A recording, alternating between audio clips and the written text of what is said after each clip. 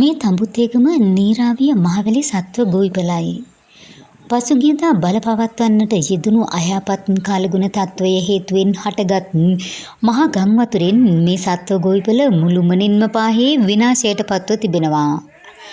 Broiler කුකුළු අභිජනන මධ්‍යස්ථානයක් වන මෙය උතුරුමැද පළාතට පවතින එකම බ්‍රොයිලර් අභිජනන සහ බීජ රක්කනාගාරය ලෙසයි පැවසෙන්නේ.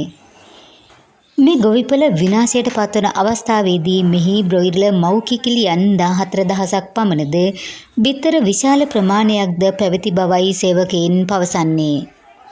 මෙපමණ සත්වයන් ප්‍රමාණයකින් බේරාගත හැකිව ඇත්තේ මව් කිකිලියන් 90 දෙනෙකු පමණයි.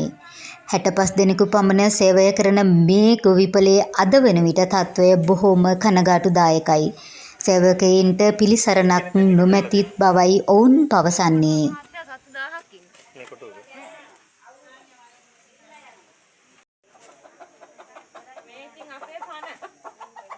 මෙයාට ආදරය කරන්නේ ගෙදර දරුවන්ට වගේ.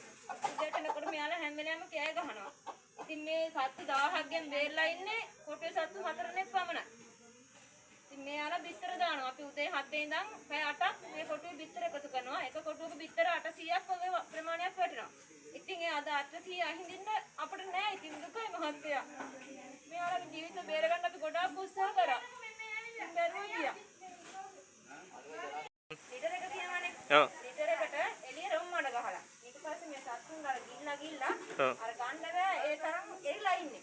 හරි අමාරු තමයි සත්තා ගන්න ඕනේ. ඒක සත් එක්ක සත්තා එරිලා. මේ බලන්න මහත්තයා මේ සත්තා කිලෝ අද මම කිලෝ මේ සත්තාගේ ඉන්නවා 4ක් 5ක් විතර. එක සතේ කිලෝ 5ක් විතර ඉන්නවා.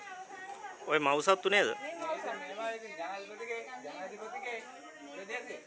එයා තමන්ගේ අපිට උදව්වක් කරන්නේ. අපේ ජනාධිපතිතුමා ගම්මානේ. ජනාධිපතිතුමා ගම. ජනාධිපතිතුමාට මේ ගැන අත්හැරලා පේන්න ඕනේ. ඒකයි අපිට කියන්න තියෙන්නේ. මොකද අවුරුදු දැන් අපි ආවිලා අවුරුදු 27ක් මම මේ පාන් එකේ වැඩ. මේ වගේ ජලගල්මක් ආවමයි. ඔය වලින් ජලගල්ම ආවම ගම් වතුර ආවට යට වෙන්නේ මහත්තයා. අපි යට වෙන කොට ටික අපි බේරගන්න. ඒ බේරගෙන මේ කොටුත් එක්ක යට වුණා.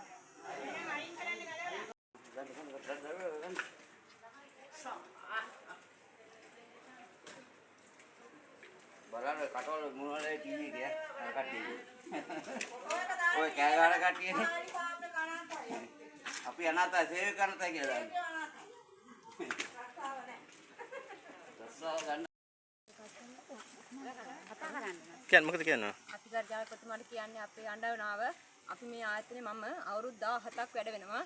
දරු පැටව ජීවත් කරේ අපේ කුඹුරු පිට මොනවත්ම නැහැ. මේ ආයතනේ තමයි අපි ජීවත් වුනේ.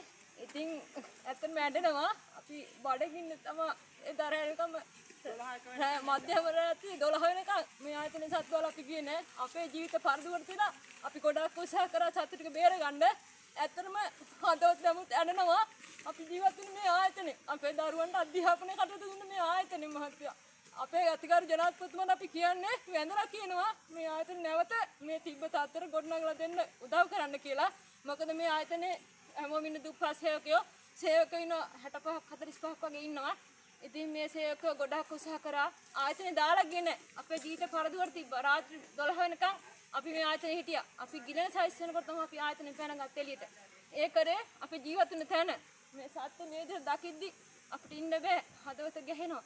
නමුත් අපිට දුකයි. අපිට කියන්න තියෙන මේ ආයතනේ රැක ගන්න අපි ආයතනේ ලාභලපු ආයතනයක් පාඩු ලැබුවේ නැහැ. ඉතින් ඒ හින්දා මේ ආයතනේ අපිට තිබ්බ තත්තර ගන්න උදව් කරන්න කියලා තමයි අපිට කියන්න තියෙන්නේ. සත්‍යය කියන්නේ අපිට කිසිම දෙයක් ඉතුරු වෙලා නැහැ. අපේ සේවකයන්ට ඉතින් වැඩ කරගන්න බෑ සියලුම සත්ත්වෝ මැරිලා. ඉතින් අපිට ඇත්තටම මේ මොනවා හරි ආධාරකින් හරි අපිට මේ දේ ගොඩනගා ගන්න ආධාරයක් කරනවා නම් ලොකු දෙයක් තමයි කියන්නේ. දැන් කිසිම දැන් සේවක දැන් ගොඩක් නේ කට්ටියට දැන් වැඩක් නැහැ. අපි ගෙවල් වල තමයි දැන් ඉන්න වෙන්නේ. අපි මේකෙන් තමයි ජීවත් වුනේ. අපි දරුවන්ට අපි හැම දෙඩ දුකට කෑ බිව්වේ. ඇත්තට මේ ආයතනේ දැන් අපිට කිසිම දෙයක් නැහැ. ඉතින් මේ දැන් සත්තු සේරම මැරිලා, ගම් වතුර සේරම යට වෙලා සියලුම දේවල් නැතරම නැති වෙලා. ඒ හින්දා අපි කනගාටුවෙන් කියන්නේ අපිට මේ දේවල් අපව ගොඩනගා ගන්න උදව්පකාර කරන්න කියලා තමයි රජයට අපි ඉල්ලා සිටින්නේ. ජනාධිපතිතුමාට අනිවාර්යෙන් අපි ඉල්ලා සිටිනවා. අපිට මේ අපේ ආයතනයේ අපේ ඉන්න සේවකයන්ට ආ මේකේ වැඩ කරගන්න උදව්වක් කරන්න කියන ආධාරයක් අපිට ලබා දෙන්න කියලා. මේ සත්තු හදාගෙන මේ ගොඩනගා ගන්න අපිට මේ උදව් තමයි ඉල්ලන්නේ. අපට කියන්න තියෙන දේම තමයි මේ මහත්තයෝ මොකද මේ ආයතනයේ අපි ගොඩාක් කැපවීමෙන් වැඩ කරලා ආයතනය රැකගෙන මෙච්චර කාලයක් හිටියා. මේ සැරේ තමයි වතුරට යට වුණේ. යට වෙලා අපි පුළුවන් තරම් උත්සාහ ගත්තා. 12 විතර වෙනකන් සත්තු කීයක් විතර ඉන්නද? සත්තු 14000ක් වගේ හිටියා. මේ පුළුවන් තරම් උඩ සත්තු නැති කොටුවට ගත්තා බැරිම තැන තමයි ගියේ යන්න යට වුණා. අපි ගියේ බොහොම අමාරුවෙන් අපේ ජීවිතත් බේරගත්තේ මේ පීනලා ගිහිල්ලා වෙලා බැරිම තැන. අර ට්‍රැක්ටර් එහෙම අදපු තැන් වල ට්‍රැක්ටර් ඒ තැන් වල හොයාගන්න බැරුව ගියා පාර නැතුව. අර තින්නේ මැරිච්ච සත්තුන්ගේ අර ඉන්න මැරිච්ච සත්තු ඔක්කොම ඒ අදපු සත්තු තමයි ඔය මැරිලා ඉන්නේ. අපි කියන්නේ ගරු ජනාධිපතිතුමාගෙන් වැඳලා ඉල්ලනවා මමත් මේකට මොනවා හරි කරලා අපට පුළුවන් තරම් උදව්වක් කරන්න කියලා නැවත තිබ්බ තත්ත්වයට ගන්න. තමා මේ ලාභ ලැබපු ආයතනයක්. ඇත්තටම හොන්තට ප්‍රොෆිට් තියාගෙන මෙයාලගේ පඩිත් වැඩි කරලා ඔක්කොම සතුටින් ජීවත් වෙන ආයතනයක්. දැන් මට තියෙන ප්‍රශ්නේ දැන් මේ මිනිස්සුන්ට මං පඩියක් දෙන්න ඕනේ. මේ මිනිස්සු ජීවත් වුණේ මේකෙන්නේ. මේ ළමයි මේ මිනිස්සු ඇත්තටම මේ යාළගේ දරුවන්ට ඉගෙනුවේ කන්න බොන්න දුන්න ඔක්කොම කළේ මේකේ. මම දැන් අපේ ගෞරව මේ ඇමතිතුමාගෙනුත් ජනාධිපතිතුමාගෙනුත් ඔක්කොගෙම ඉල්ලන්නේ අපිට මේකට ආධාර කරලා අපිට නැගිටින්න දෙන්න කියලා. නැත්නම් මේ ඔක්කොම ඒ කියන්නේ ඔක්කොම ටික අනාථයි සේවකයෝ ඔක්කොම ටික. එයාලට කරගන්න දෙයක් නැහැ. මං ඉල්ලන්නේ එච්චරයි අපිට මොකක් හරි ආධාරයක් ගන්න අපිට නැගිටින්න. අපි එතන ඉඳන් නැගිටලා යන්න.